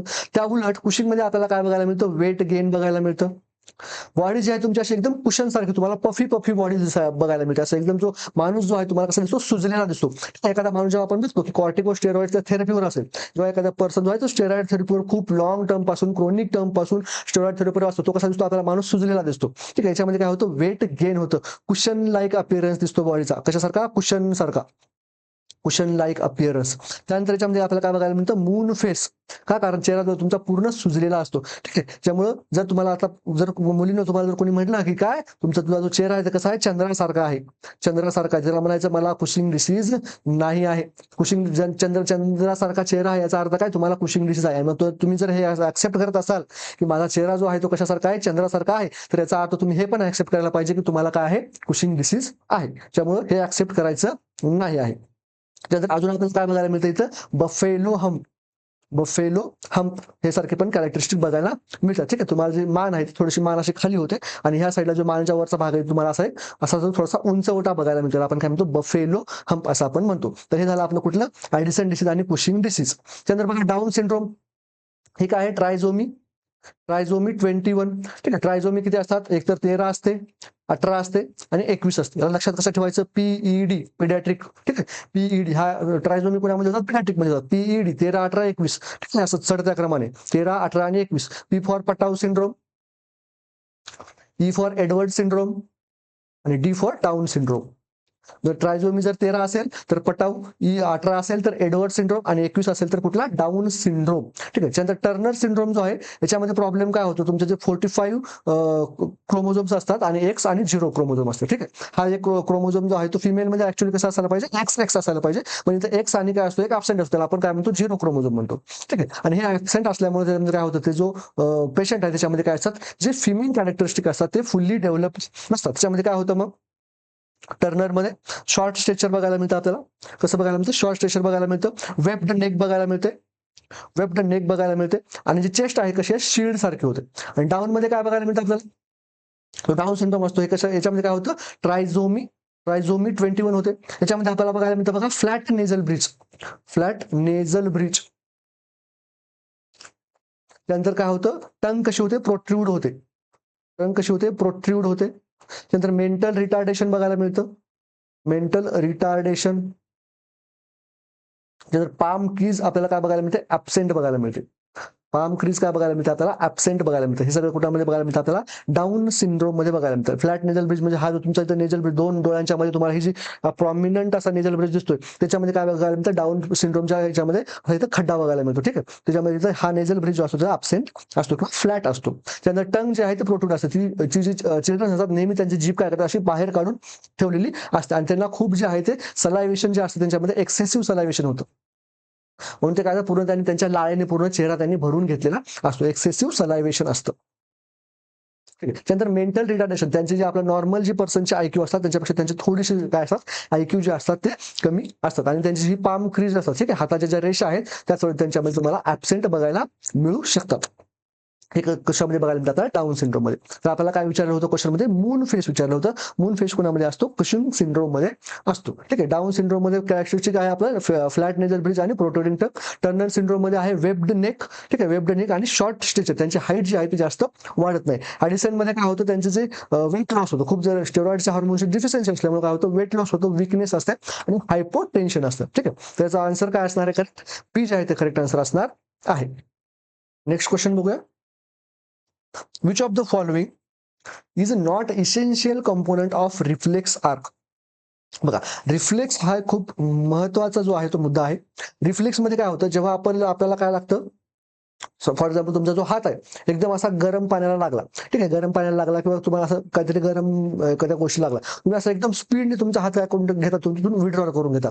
म्हणजे तुमची जी ब्रेन तुमची जो रिफ्लेक्स होता, तुमच्या हाताला चटका बसला काय, तिथून तो पूर्ण तुमच्या स्पायनल कॉर्ड पर्यंत गेला, ठीक आहे, स्पायनल कॉर्ड पर्यंत परत तुमच्या हाताच्या मसल्सला काय आला, रिफ्लेक्स आला, म्हणजे तुमच्या मसल्सला एक मेसेज आला की बाबा काय कर, हात हे करून घे. हे काय झालं की विदिन सेकंड झालं, within fraction of second, within second पण म्हणणार नाही मी, within fractions of second, within fractions of second हे झालं, काय झालं, तुमची पूर्ण प्रोसेस झाली. म्हणजे याच्यामध्ये तुमच्या ब्रेनला इन्व्हॉल्व्ह व्हायची गरज झाली का नाही. तुमचा जर ब्रेन जर इन्व्हॉल्व्ह झाला असता याच्यामध्ये, तर तुमच्या ब्रेनने याच्यामध्ये अजून प्रोसेसिंग टाइम घेतला असता आणि हा प्रोसेसिंग टाइममुळे डिले झाला असता आणि तुमचं काय झालं असतं, तिथे डॅमेज झाला असतं, तुमच्या हाताला डॅमेज झालं असतं. किंवा जर तुमच्या मी असं डोळ्यामध्ये असं पटकन काहीतरी फेकून मारलं, तुम्ही असं तुमच्या डोळ्याच्या पापण्या कावतात एकदम अशा हे होणार, ठीक आहे, असं लपकणार. हे जे आहे ते हे काय असतं, तुमचं रिफ्लेक्स असतं. मग हे रिफ्लेक्स जे असतात, रिफ्लेक्स मधल्या कुठल्या पण गोष्टीचा मेसेज आहे तुमच्या ब्रेन पर्यंत जात नाही, ठीक आहे. हा जो आपला ब्रेन असतो आणि ह्या ब्रेनच्या खाली काय आहे, स्पायनल कॉर्ड आहे. मग ह्या स्पायनल कॉर्ड जे आहे तेच काय करतात, तुमच्या मॅनेज करतात. ह्या स्पायनल कॉर्ड जे आहे ते काय करत नाही, पुढे जे आहे तुमच्या ब्रेनकडे मेसेज पाठवत नाही, इथपर्यंत ब्रेनला तो मेसेज असा इथपर्यंत येऊन परत तुमच्याकडे मोटार न्यूरॉनद्वारे परत येणार, हे असं होतं का, तर नाही. मग तुमचं काय करतात, स्पायनल कॉर्ड हा मेसेज घेऊन जातात आणि हा स्पायनल कॉर्ड पाशी इथे घेऊन इथेच तो प्रोसेस होतो आणि इथूनच तुम्हाला काय होतं, तुमच्या मोटार न्यूरॉनद्वारे तुम्हाला एक मेसेज जातो, काय कर, तो हात काय कर बाहेर काढून घे किंवा काय कर, पापणी काय कर, परत एकदा झपको, ठीक आहे. याला आपण काय म्हणतो, रिफ्लेक्स ऍक्शन म्हणतो. रिफ्लेक्स ऍक्शन जी असते कोण ड्राईव्ह करतो याला, तर स्पायनल कॉर्ड ड्राईव्ह करतो. याला तुमच्या ब्रेन पर्यंत जायची गरज नसते, ठीक आहे. तर तुमचा तो रिफ्लेक्स आर्क जर तुम्हाला बघायचा असेल तर तुम्ही 10वी-12वीला जर बघितलं असेल, त्याच्यामध्ये काय असतं बघा, फॉर एक्झाम्पल तुमचा हा हात आहे, ठीक आहे, याला काय लागलंय, गरम पाण्याचा काय लागला, इथं हात लागला. मग हा हात तुमचा काय झाला, हा हात झाला तुमचा रिसेप्टर ऑर्गन. हा काय झाला, रिसेप्टर ऑर्गन. म्हणजे काय, यांनी काय केली, तुमची जी काही सेन्सेशन होती ते काय केली, रिसिव्ह केली. आणि ह्या हातापासून एक काय निघाली होती, एक नर्व निघाली होती. हिला आपण काय म्हणूया, हिला आपण म्हणूया सेन्सरी नर्व. हिला आपण काय म्हणूया, सेन्सरी नर्व म्हणूया. किंवा हिलाच आपण काय म्हणूया, ऍफरंट नर्व म्हणूया. हिलाच आपण काय म्हणूया, ऍफरंट नर्व म्हणूया. किंवा हिलाच आपण काय म्हणूया, डॉर्सल रूट म्हणूया. हिलाच आपण काय म्हणूया, डॉर्सल रूट म्हणूया. हा कुठला झाला, आपला सेकंड कंपोनंट झाला. फर्स्ट कंपोनंट कुठला, आपला रिसेप्टर ऑर्गन. सेकंड कंपोनंट कुठला, आपला सेन्सरी नर्व किंवा ऍफरंट नर्व किंवा डॉर्सल रूट. आणि त्याच्यानंतर तुमचा फोर्थ आहे ते बघा, तुमचं हे काही स्पायनल कॉर्ड आहे, ठीक आहे. स्पायनल कॉर्ड असतं अशी, ठीक आहे. हे काय झालं, तुमचं स्पायनल कॉर्ड झालं. हा जो मधला पार्ट आहे हा काय झाला तुमचा, ग्रे मॅटर झाला. कुठला मॅटर, ग्रे मॅटर. आणि हा बाहेरचा कुठला, व्हाईट मॅटर. व्हाईट मॅटर मध्ये काय असतं तुमचं, CSF असतो. व्हाईट मॅटर मध्ये काय असतो, CSF असतो. आणि ग्रे मॅटर मध्ये काय असतात, नर्व्स असतात, ठीक आहे. नर्व्हचं काय आहे, टफ आहे किंवा नर्व्हचा गुच्छ आहे. हे काय तुमचा स्पायनल कॉर्ड आहे. त्याचं आपण काय केलं, क्रॉस सेक्शन घेतलेला आहे. या क्रॉस सेक्शन मध्ये इथे काय असतं, एक अँप्लिफायर असतो, जे की काय करतो, ह्या जी सेन्सरी नर्व काय मेसेज घेऊन आली होती, या मेसेजला अँप्लिफाय करण्याचं काम करते. त्यानंतर इथे काय असते, एक रिले न्यूरॉन असतो, ठीक आहे. हा रिले न्यूरॉन काय करतो, त्या मेसेजला प्रोसेस करण्याचं काम करतो, ठीक आहे. ह्या मेसेजला प्रोसेस करतो आणि मग तुमचा काय केला, हा रिले न्यूरॉन इथपर्यंत घेऊन आला. त्यानंतर हा रिले न्यूरॉन काय करतो, मेसेजला प्रोसेस करून काय करतो, एक हे काय करतो, ऑर्डर सोडतो. मग ही ऑर्डर तुमची घेऊन कोण जाते, तुमचा मोटार न्यूरॉन घेऊन जातो. कुठला न्यूरॉन, तुमचा मोटार न्यूरॉन. हे काय झालं, तुमचं अँप्लिफायर झालं किंवा ऑगमेंटेशन सेंटर झालं. Augmentation centre. त्यानंतर हा मेसेज कोण घेऊन जातोय बघा, तर मोटार न्यूरॉन घेऊन जातोय. मोटार न्यूरॉन घेऊन जातोय आणि हा काय करतो, तुमची जी हाताची मसल आहे, ठीक आहे, हाताची जी मसल आहे, ह्या मसलला काय सांगतो, फॉर एक्झाम्पल ही तुमची मसल आहे, त्या मसलला काय सांगतो, हात मागे घ्यायला सांगतो. याला आपण काय म्हणतो, आणि ही जी मसल आहे ही काय आपली इफेक्टर ऑर्गन आहे. ही काय आहे, इफेक्टर ऑर्गन आहे. बघा परत एकदा समजावून सांगतोय, हा जो तुमचा आहे हा काय आहे, रिसेप्टर ऑर्गन आहे फर्स्ट वाला. रिसेप्टर ऑर्गनला काय झालं, तुमच्या काहीतरी मेसेज जो आहे तो घेऊन जायचा होता. कुणाकडे घेऊन जायचा होता, ब्रेनकडे घेऊन जायचा होता. पण ही काय आहे, एक रिफ्लेक्स ऍक्शन असल्यामुळे तुमचा मेसेज ब्रेनकडे जाणार का नाही, कुठे फक्त स्पायनल कॉर्ड पर्यंत जाणार, तिथेच प्रोसेस होणार आहे, करत येणार, वापस येणार. मग त्याच्यानंतर मग कुठे जाणार आहे, तो मेसेज कोण घेऊन जातं, तुमची सेन्सरी नर्व घेऊन जाते. त्याला आपण काय म्हणतो, ऍफरंट नर्व म्हणतो. त्याला आपण काय म्हणतो, डॉर्सल रूट असं आपण म्हणतो, ठीक आहे. मग हे कोण घेऊन जातं, कुठे घेऊन जातं, तुमच्या स्पायनल कॉर्डच्या रिले न्यूरॉन जो आहे तो इथपर्यंत घेऊन येतो. आता हा रिले न्यूरॉन काय करतो, त्याच्यावर काय करतो, डिसिजन देतो. तो डिसिजन काय देतो, हात मागे घे. आता हात मागे घे हा जो डिसिजन आहे, हे तुमची कोण घेऊन जातं, मोटार न्यूरॉन घेऊन जातं, ठीक आहे. याच आपण काय म्हणतो, इफ्रंट असं पाथवे सुद्धा म्हणतो. याला आपण काय म्हणतो, इफ्रंट पाथवे असं सुद्धा म्हणतो, ठीक आहे, याला आपण काय म्हणतो वेंट्रल रूट असं सुद्धा म्हणू शकतो. वेंट्रल रूट असं सुद्धा म्हणू शकतो. मग आता हे घेऊन तो कुठे गेला, तो नर्व काय करू शकते, फक्त मेसेज नेऊन देऊ शकते, पण तिला काय करायला लागणार, एक इफेक्टर ऑर्गन लागणार. इफेक्टर ऑर्गन कोण आहे, तुमच्या हाताची मसल आहे. मसलने काय केला, परत पटकन काय केला, फ्लेक्शन केला. ठीक आहे, मग हे जे फ्लेक्शन झालं हे काय झालं, तुमचा इफेक्ट झाला. आणि इफेक्टर ऑर्गन कोण झालं, तर ही कोण झाली, मसल झाली. मग हे सगळं जे आहे ते आपल्या कशामध्ये होत असतं, रिफ्लेक्स आर्क मध्ये होत असतं. मग रिफ्लेक्स आर्कचे कंपोनेंट कुठले कुठले आहेत, तुमचा रिसेप्टर ऑर्गन आहे, तुमचे ॲफरंट आणि इफरंट न्यूरॉन्स आहेत, त्यानंतर कुठला इफेक्टर ऑर्गन आहे आणि ऑगमेंटेशन सेंटर आहे. हे फक्त आणि फक्त एवढेच काय तुमच्या रिफ्लेक्स आर्कचे काय आहेत, कंपोनेंट्स आहेत. ठीक आहे, आपल्याला क्वेश्चन मध्ये विचारलं बघा, कुठले जे आहे ते नाही आहे म्हणून. बघा, ॲफरंट न्यूरॉन आहे का, हो आहे. इफरंट न्यूरॉन आहे का, हो आहे. स्पायनल पाथवे आहे का, इफेक्टर ऑर्गन आहे का, इफेक्टर ऑर्गन आहे का, तर हो आहे का, कारण त्यांनीच काय केलं होतं, आपला हात मागे घेतला होता, फ्लेक्शन केलं होतं. स्पायनल पाथवे जो आहे तुमचा, हा ब्रेन करून जो इथपर्यंत, फॉर एक्झाम्पल हा काय तुमचा ब्रेन आहे आणि हा जो पूर्ण स्पायनल पाथवे, त्या पूर्ण स्पायनल पाथवेची गरज लागते का कुठल्याही रिफ्लेक्स आर्क मध्ये, तर नाही. फक्त तो तुमचा इथं तुमचा जो रिले न्यूरॉन होता, त्या रिले न्यूरॉनचीच गरज लागते. बाकीचा जो पूर्ण स्पायनल पाथवे आहे, या पूर्ण स्पायनल पाथवेची त्याच्यामध्ये गरज आहे का, तर गरज नाही. तुमचा स्पाइन जो आहे तो इथून स्टार्ट होतोय आणि इथपर्यंत क्वाडा इक्वायना पर्यंत आहे. ठीक आहे, कुठून स्टार्ट इथपासून ते कुठपर्यंत, क्वाडा इक्वायना पर्यंत. मग ह्या पूर्ण स्पायनल पाथवेची याच्यामध्ये गरज लागते का रिफ्लेक्स आर्क मध्ये, तर बिलकुल गरज लागत नाही. एवढं प्रोसेसिंग करण्यासाठी आपल्याकडे टाइम आहे का, नाही. एवढं जर प्रोसेसिंग करत बसलो, तुमचा हात भाजून जाईल, जळून जाईल, मरून जाईल तिथे, तरी पण तुम्हाला पता लागणार, तरी पण तुमचं तिथं ब्रेन काय करत राहील, प्रोसेसच करत राहील, विचारच करत राहील. पण एवढं आपल्याकडे वेळ आहे का, तर नाही. आपल्याकडे ही रिफ्लेक्स आर्क आहे. आपल्याला लवकरात लवकर काय करायचं असतं, इफेक्टर ऑर्गन पर्यंत मेसेज द्यायचा असतो. म्हणून तुम्हाला विदिन फ्रॅक्शन ऑफ सेकंड जे आहे, तुम्ही काय करणार, हात मागे घेता, तुमचा ॲफरंट जो नर्व आहे तो घेऊन जातो, परत इफरंट घेऊन वापस येतो आणि तुम्ही काय करता, तुमचा हात मागे घेता. ठीक आहे, त्यामुळे स्पायनल पाथवे जो आहे तो पूर्ण याच्यामध्ये काय नसतो, कॉन्ट्रीब्यूट करत नाही. नेक्स्ट क्वेश्चन बघूया. A 23-year-old client is identified with a tonic-clonic seizure. किती वर्षाचा मुलगा आहे बघा, 23 वर्षाचा आहे. The nurse knows that the most common cause of tonic clonic seizure for this age group is. 23 वर्षाच्या मुलासाठी, ठीक आहे, 23 वर्षाच्या मुलासाठी टोनिक क्लोनिक सीझर येण्याचं महत्वाचं कारण जे आहे ते कुठलं असू शकतं, हे आपल्याला विचारलेलं आहे. बघा, फर्स्ट ऑप्शन दिलेला आपल्याकडे स्ट्रोक, सेकंड दिला आहे इलेक्ट्रॉनिक इम्बॅलन्स, थर्ड दिलेला आहे हेड ट्रॉमा आणि फोर्थ ऑप्शन दिलेला आहे आपल्याकडे कंजेनायटल डिफेक्ट इन ब्रेन. ठीक आहे, तर बघा, स्ट्रोक जे आहे ते आपल्याला कधी बघायला मिळू शकतात, जर एखादा पर्सन आहे 23 वर्षाच्या मुलाला स्ट्रोक येणं हे काय मोस्ट कॉमन गोष्ट आहे का, जरी येत असेल ते खूप रेअर कंडिशन मध्ये येऊ शकते, पण मोस्ट कॉमनली जे आहे ते 23 वर्षाच्या मुलांमध्ये आपल्याला स्ट्रोक जे आहे ते बघायला मिळत नाही. स्ट्रोक आपल्याला कधी बघायला मिळतात, जर एखादा पेशंट आहे तो काय हायपरटेन्शनचा पेशंट आहे. हायपरटेन्शनच्या पेशंटमध्ये काय झालं, हायपरटेन्शन जर आपण प्रॉपरली कंट्रोल करू नाही शकले, तर त्या हायपरटेन्शनमुळे काय होऊ शकते, एखादी आर्टरी, एखादी व्हेसल, ब्लड व्हेसल ब्रेनमध्ये बस्ट होऊ शकते आणि त्याच्यामुळे स्ट्रोक येऊ शकतो. ठीक आहे, पण जे 23 एज जी आहे ही कशी आहे, एक यंगर अडल्टची एज आहे. ठीक आहे, एक यंगर अडल्टची एज आहे आणि या अडल्ट एज मध्ये, एवढ्या अडल्ट एज मध्ये तेवढ्या लेवलचं तेवढ्या डिग्रीचं हायपरटेन्शन येणं किंवा व्हेसल्स रप्चर होणं, इथपर्यंत हायपरटेन्शन होणं, हे काय नाही, मोस्ट कॉमन नाही. होऊ शकतं, ठीक आहे, पण खूप रेअर कंडिशन मध्ये होऊ शकतं. हे मोस्ट कॉमनली दररोज होणारी गोष्ट आहे का, तर दररोज तुमच्या हॉस्पिटलमध्ये येणारी गोष्ट नाही आहे. म्हणून मग नर्स असं म्हणणार का, बाबा याला स्ट्रोक असू शकतो, तर हे खूप कमी चान्सेस असतात की स्ट्रोकमुळे यंगर अडल्ट मध्ये तुम्हाला सीझर जे आहे ते बघायला मिळतील. तर मग हे कुणामध्ये बघायला मिळू शकतात, जे 65 इयर्स प्लस पेशंट असतात यांच्यामध्ये जर आपल्याला स्ट्रोक असेल, तर आपण काय करू शकतो, सस्पेक्ट की बाबा त्याला काय झाला असेल, स्ट्रोक झाला असेल. जर एखाद्या तुमच्याकडे 65 इयर्स प्लस पेशंट आला, त्याला सीझर्स आहेत, तर तुम्ही सस्पेक्ट करू शकता की त्याला स्ट्रोक असू शकतो. किंवा मग त्याला अजून काही कारण असू शकतात, तर त्याला एज रिलेटेड सेरेब्रल अट्रॉफी असू शकते. काय असू शकते, एज रिलेटेड सेरेब्रल एट्रॉपी असू शकते किंवा अल्झायमर्स असू शकतो. ठीक आहे, किंवा त्याला काय असू शकतो, अल्झायमर्स डिसीज असू शकतो. हे जे डिसीज कंडिशन आहेत, या डिसीज कंडिशनमुळे जर त्याला सीझर्स असतील, तर आपण म्हणू शकतो बाबा तो 65 इयर्स आहे, ठीक आहे, त्याला या डिसीजमुळे असू शकतं. पण 23 वर्षाच्या मुलामध्ये स्ट्रोक असणं हे थोडंसं हे नाही आहे. इलेक्ट्रोलाइट इम्बॅलन्स हे पण काय आहे, कॉज आहे कुणामध्ये 23 वर्षापर्यंत, पण ते मोस्ट कॉमन कॉज नाही आहे. मोस्ट कॉमन इलेक्ट्रोलाइट इम्बॅलन्स कुणामध्ये होतात, ज्यांच्यामध्ये काय नाहीये, ते काय करतात, व्यवस्थित जेवण करू शकत नाहीत किंवा व्यवस्थित खाऊ शकत नाहीत, किंवा त्याच्यामध्ये काय होतं, इलेक्ट्रोलाइट लॉस होत आहेत, म्हणजे त्यांना डायरिया वगैरे असे काही डिसीज असतील, तर आपण सस्पेक्ट करू शकतो. पण मोस्ट कॉमन कॉज म्हणून त्यांना आपण सस्पेक्ट करू शकतो का, तर नाही. हे ट्रॉमा. बघा, 23 वर्षाची मुलं असतात, ठीक आहे, हे काय आहेत, यंगर अडल्ट आहेत. यंगर अडल्ट आहेत म्हणजेच काय, जवान आहेत, आणि यांची जवानी काय करत असते, उफाळ्या मारत असते.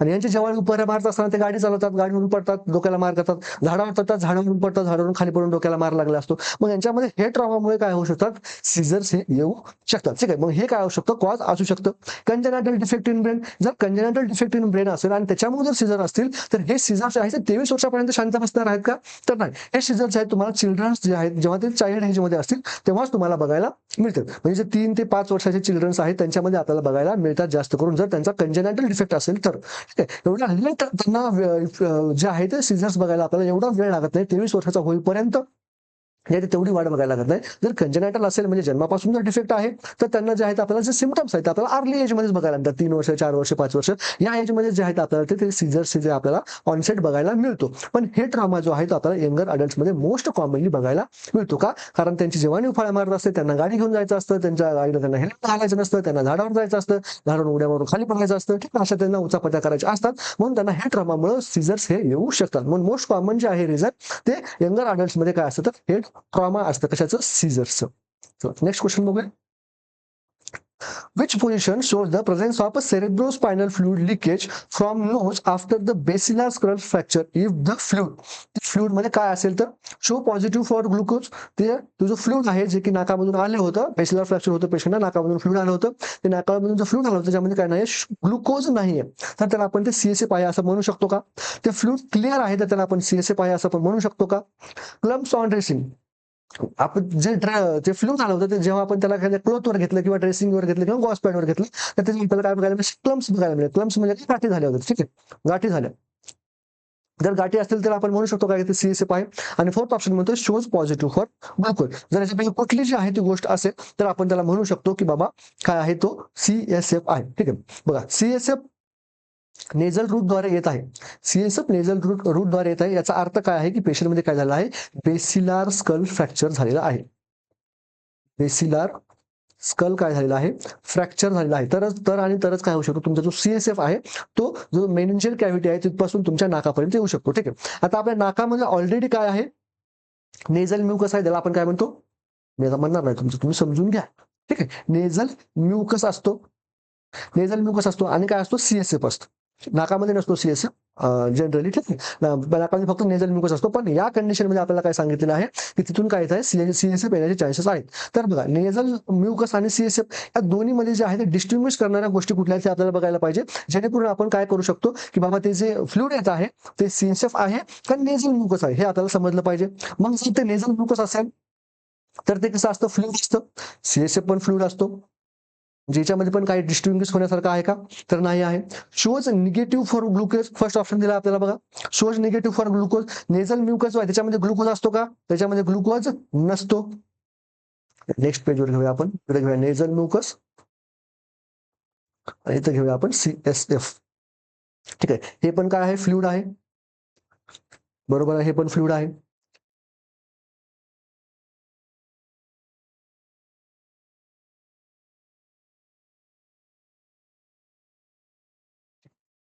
हे पण फ्लुइड आहे, ते पण फ्लुइड आहे. त्याच्यानंतर बघा हे पण जर आपण त्याची जर हे बघितलं, ठीक आहे, क्लिअर आहे का, तर हा पण क्लिअर. नेझल म्युकस पण कसे असतात, जनरली आपल्याला दिसायला क्लिअर दिसतात. ठीक आहे, एकदम ट्रान्सपरंट दिसतात. सीएसए पण कसं आहे, क्लिअर फ्लुइड आहे. त्याच्यानंतर जर आपण बघितलं, जर नेझल म्युकस मध्ये जर आपण शुगर बद्दल विचार केला, ठीक आहे, जर नेझल म्युकस मध्ये शुगर असते का जनरली, तर शुगर प्रेझेंट नसते. पण सीएसएफ मध्ये शुगर असते का, तर हो असते का, कारण ते एक न्यूट्रिशियस फ्लुइड आहे जे की ब्रेनला काय करतं, न्यूट्रिशन प्रोव्हाइड करण्याचं काम करतं. ठीक आहे, त्याच्यानंतर जर आपण क्लम्प्स बद्दल बघितलं, ठीक आहे, नेझल म्युकसचे क्लम्प्स होतात का, तर हो होतात. ठीक आहे, त्यानंतर सीएसएफचे क्लम्प्स होतात का, तर नाही होतात का. सीएसएफ आहे खूप पातळ आहे आणि असं डिस्ट्रीब्यूट होणारे फ्लुइड आहे. ठीक आहे, त्याच्यामुळे हे जे कॅरेक्टरिस्टिक्स आहेत हे काय असतात, त्याचे डिफायनिंग कॅरेक्टरिस्टिक्स आहेत. मग आता फ्लुइड आणि जी क्लिअरिटी आहे ते जर आपल्याला डिफायनिंग म्हणू शकत नाही आपण, कारण ते दोन्हीचं पण सेम आहे. पण शुगर आणि क्लम्प्स या दोन गोष्टी हे काय डिफायनिंग कॅरेक्टरिस्टिक आहेत. जर क्लम्प्स असतील तर त्याला आपण काय म्हणू शकतो, नेझल म्युकस म्हणू शकतो. जर शुगर असेल तर त्याला आपण सीएसएफ म्हणू शकतो. तर ऑप्शन मध्ये काय दिलेलं आहे बघा, शोज निगेटिव्ह फॉर ग्लुकोज, याचा अर्थ काय, हे काय आहे, म्युकस आहे. क्लिअर म्हणलं तर ते म्युकस पण असू शकतं आणि सीएसएफ पण असू दोन्ही पण असू शकतं. क्लम्प्स ऑन ड्रेसिंग म्हणजे काय आहे, म्युकस आहे आणि शोज पॉझिटिव्ह फॉर ग्लुकोज. जर त्याच्यामध्ये ग्लुकोज पॉझिटिव्ह आहे तर ते काय असू शकतं, तुमचं सीएसएफ 100% असू शकतं. ठीक आहे, मग याच्यामध्ये आपण आता इथेच म्हणू शकतो का आपण, तर नाही. ठीक आहे, याच्यामध्ये काय होऊ शकतं, कधी कधी ब्लड पण मिक्स होऊ शकतो त्या याच्यासोबत. जर बेसिलर ऑब्वियसली जर बेसिलर स्कल फ्रॅक्चर आहे तर तुमच्या म्युकस सोबत तुमचं ब्लड पण येणार, सीएसएफ पण येणार आणि म्युकस पण येणार आणि सीएसएफ पण येणार. ठीक आहे, काय काय येणार, ब्लड येणार, म्युकस येणार आणि सीएसएफ येणार, तिथे पण गोष्टी येणार. मग जर कधी कधी काय होतं, फक्त म्युकस आणि ब्लड हे दोन पण असू शकतात घटक, आणि जेव्हा तुम्ही त्याचं ग्लुकोजसाठी टेस्ट करणार, तुमच्या ब्लडमध्ये जे ग्लुकोज आहे त्याच्यामुळे पण तुम्ही काय करू शकता, त्यामध्ये मिस परसेप्शन होऊ शकतो तुमचं, की बाबा ते काय आहे, सीएसएफ आहे. तर हे कन्फर्म करण्यासाठी आपल्याकडे दुसरा काही टेस्ट असेल का, तो हा आहे. तर आपल्याकडे एक टेस्ट आहे ती म्हणजे हॅलो टेस्ट. हॅलो टेस्ट, या टेस्टमध्ये आपण काय करतो, तो जो म्युकस किंवा जो काही आपल्याकडे जो फ्लूइड आहे त्या फ्लूइडचा आपण काय करतो, एक ड्रॉप घेतो आणि जे गॉस पीस आहे, ठीक आहे, हे आपलं फॉर एक्झाम्पल गॉस पीस आहे, ह्या गॉस पीसवर आपण टाकतो आणि हे जेव्हा आपण गॉस पीसवर टाकतो तर आपल्याला काय बघायला म्हणजे तुमचं जे ब्लड आहे ते काय असतं, सेंट्रली लोकेट होतं आणि जे तुमचं सीएसएफ आहे ते असं साईडला काय होतं, पसरतं. त्याला आपण काय म्हणतो, हॅलो टेस्ट म्हणतो. का, कारण तुमचा जो सीएसएफ आहे तो स्प्रेड होतो, लगेच स्प्रेड होतो, तो त्याचा कुठल्याही प्रकारच्या गाठी वगैरे बनत नाही, तो स्प्रेड होतो आणि ते काय करते, अशा कलरचे आपल्याला एक येलोइश कलरचा आपल्याला काय करतं, स्पॉट बघायला मिळतो, ज्याच्या की सेंटरला काय आहे, ब्लड आहे. कारण ब्लड काय होतो, आपल्याला लगेच स्पॉट होतो. याला आपण काय म्हणतो, हॅलो टेस्ट असं आपण म्हणतो. दुसरी आपण टेस्ट कुठली करू शकतो, जे की आपण कन्फर्म म्हणू शकतो, आपण करू शकतो बीटा ट्रान्सफरिन. बीटा ट्रान्सफरिन, बीटा ट्रान्सफरिन टेस्ट करतो. त्याच्यामध्ये जर बीटा ट्रान्सफरिन टेस्ट जर पॉझिटिव्ह आली तर आपण काय म्हणू शकतो, हे 100% काय आहे, सीएसएफ तिथे प्रेझेंट आहे असं आपण म्हणू शकतो. ठीक आहे, तर आपण काय केली, हॅलो टेस्ट केली. हॅलो टेस्ट मध्ये आपण बघितलं की सीएसएफ जो आहे तो काय होतो, इझिली स्प्रेड होतो. सीएसएफ काय होतं, इझिली स्प्रेड होतं आणि स्प्रेड झाल्यानंतर ते काय करतं, अशा प्रकारचं पॅटर्न आपल्याला बघायला मिळतं आणि अशा प्रकारचं तिथे पॅटर्न येत असेल तर आपण काय म्हणू शकतो, हॅलो टेस्ट काय आहे, पॉझिटिव्ह आहे. ठीक आहे, आणि तुमचा जर इथं म्युकस असता तर म्युकस काय होत नाही, स्प्रेड होत नाही. ठीक आहे, म्युकस कधी स्प्रेड होणार नाही, म्युकस खाणार एका जागीच थांबणार, ब्लड काय होणार एका जागीच थांबणार, पण सीएसएफ थांबणार नाही. सीएसएफ असा या साईडला असा स्प्रेड होतो. ठीक, आणि बीटा ट्रान्सफरिन ही तर काय गोल्ड स्टँडर्ड स्टेट आहे, गोल्ड स्टँडर्ड टेस्ट आहे. गोल्ड स्टँडर्ड स्टेट आहे, याच्यामध्ये आपण काय करू शकतो, 100% कन्फर्म सांगू शकतो की बीटा ट्रान्सफरिन प्रेझेंट आहे, याचा अर्थ ते काय आहे, सीएसएफ आहे. म्हणून ही काय झाली, कन्फर्मेटिव्ह टेस्ट झाली. ह्या काय झाली, तुमच्या अदर जे आहे त्या रूल आउट करण्यासाठी टेस्ट झाल्या. चला, मग याचा आन्सर काय असणार आहे, शोज पॉझिटिव्ह फॉर ग्लुकोज. काय असणार आहे, याचा करेक्ट आन्सर असणार आहे इथे. चला नेक्स्ट क्वेश्चन बघूया. Then severe weight loss accompanied by progressive weakness, loss of appetite, and anemia that is usually associated with advanced cancer is called. First option आहे कार्सिनोमॅटोसिस, कॅकेक्झिया, अनाप्लासिया आणि डिस्प्लासिया. बघा, कार्सिनोमॅटोसिस जो आहे हा, याला आपण काय म्हणतो, severe stage of metastasis. Severe stage of mets, जेव्हा बॉडीचा तुमचा जो कॅन्सर आहे तो पूर्ण बॉडीमध्ये जेव्हा पसरतो तेव्हा त्याला आपण काय म्हणतो, कॅर्सिनोमॅटोसिस म्हणतो. ठीक आहे, म्हणजे हे आणि हे जो आपल्याला क्वेश्चन मध्ये सांगितले काय की प्रोग्रेसिव्ह विकनेस, लॉस ऑफ अपेटाईट, हे आहे का, तर हे ते नाहीये. कॅर्सिनोमॅटोसिस म्हणजे काय, फक्त आणि फक्त तुमचा जो कॅन्सर आहे तो खूप ऍडव्हान्स स्टेजला गेला आहे आणि तो काय झाला, पूर्ण बॉडीमध्ये पसरला आहे, तेव्हा त्याला आपण काय म्हणतो, कॅर्सिनोमॅटोसिस असं आपण त्याला म्हणतो. तर कॅकेक्झिया म्हणजे काय, बघा, कॅकेक्झिया आपल्याला कधी बघायला मिळतो, सिव्हिअर स्टेज ऑफ कॅन्सर मध्ये बघायला मिळतो. त्याचप्रमाणे याच्यामध्ये काय होतं, जे की आपल्याला सांगितलेलं आहे क्वेश्चन मध्ये, प्रोग्रेसिव्ह विकनेस होते, खूप लॉस ऑफ अपेटाईट होतं, अॅनिमिया, ठीक आहे, यासारखे जे सिम्पटम्स आहेत आपल्याला कधी बघायला मिळतात, कॅकेक्झिया मध्ये बघायला मिळतात. आणि हे कॅकेक्झिया एक अशी कंडिशन आहे जी काय कधी आहे, इट इज नॉट रिव्हर्सेबल. काय होऊ शकत नाही, एकदा जर पेशंट कॅकेक्झियामध्ये गेला तर तो कधीही रिव्हर्स होऊ शकत नाही. मग त्याला आपल्याला एकच ऑप्शन राहतो, तो म्हणजे काय, पॅलिएटिव्ह केअर देणे. पॅलिएटिव्ह केअर म्हणजे काय, एंड ऑफ लाईफ केअर. ठीक आहे, याला आपण काय म्हणतो, पॅलिएटिव्ह केअर म्हणतो. पॅलिएटिव्ह केअर मध्ये आपण जे पेशंट आहे त्याला आपण काय करतो, क्युअर करण्याचा प्रयत्न करतो का, तर नाही.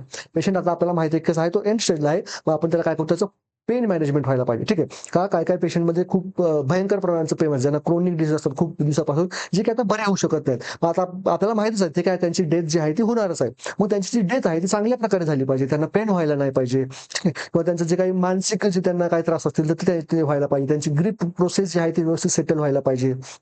त्यांची जी फॅमिली असते त्यांच्या फॅमिलीला व्यवस्थित सपोर्ट मिळाला पाहिजे. ठीक आहे, एक सन्मानपूर्वक जे मृत्यू जे आपण गोष्ट म्हणतो ती जर आपण जेव्हा आपण एखाद्या पेशंटला देतो तर त्याला आपण काय म्हणतो पॅलिएटिव्ह केअर म्हणतो. पॅलिएटिव्ह केअरमध्ये पेशंटला वाचवणं हा आपला उद्देश असतो का? तर नसतो. पेशंटचा फक्त मृत्यू जो आहे तो एक सन्मानपूर्वक झाला पाहिजे हा आपला त्याचा काय असतो उद्देश असतो. पेशंटला कुठलाही जो आहे तो मृत्यू होताना कुठल्याही प्रकारचा त्रास नाही झाला पाहिजे बाबा, पेन नाही झाली पाहिजे, हे आपला तिथं एकमेव उद्देश असतो. कुणामध्ये? पॅलिएटिव्ह केअरमध्ये. पॅलिएटिव्ह केअरमध्ये आपल्याला पेशंट वाचवायचा नसतो. ठीक. त्यानंतर बघा अनाप्लेसिया. अनाप्लेसियामध्ये काय होतं, तुमचे जे कॅन्सर आहे त्या कॅन्सरमध्ये काय होते, कॅन्सरमुळे काय होतं, सेलची मॉर्फॉलॉजी बिघडते आणि सेलची मॉर्फॉलॉजीमध्ये जर प्रॉब्लेम येत असेल त्याला आपण काय म्हणतो, अनाप्लेसिया म्हणतो. डिस्प्लेसिया म्हणजे काय होतं बघा, डिस्प्लेसियामध्ये ॲबनॉर्मल सेलची ग्रोथ होते. ॲबनॉर्मल सेलची ग्रोथ होते आणि काय होतं, मॅच्युरेशन होतं. सेलची जी ग्रोथ आणि मॅच्युरेशन आहे ते कसं होतं, ॲबनॉर्मल होतं.